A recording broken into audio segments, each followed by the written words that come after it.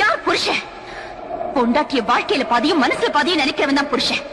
தினம் ஒரு ஆம்பளை கூட என்ன சேர்த்து வச்சு பேசுனியே, நீ எல்லாம் ஒரு புருஷனா? கல்யாணம் பண்ணிட்டு வந்து இத்தனை நாள்ல சாப்பிட்டியான்னு கேட்டிருக்கியா? ஆசமா பேசிருக்கியா? இல்ல ஆசைப்பட்டத வாங்கிதான் கொடுத்திருக்கியா? ஆபீஸ்ல இருந்து வரும்போது பொண்டாட்டி பூ வச்சுட்டு புருஷனை எதிர்பார்க்கறத பார்த்து சந்தோஷப்படுற ஆம்பளை நான் பார்த்திருக்கேன்.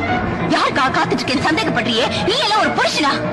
குழந்தைக்கணும்னு கோயிலுக்கு போனா அந்த சாமி மேலேயே சந்தேகப்படுறவனையும் புருஷன் சொல்லக்கூடாது.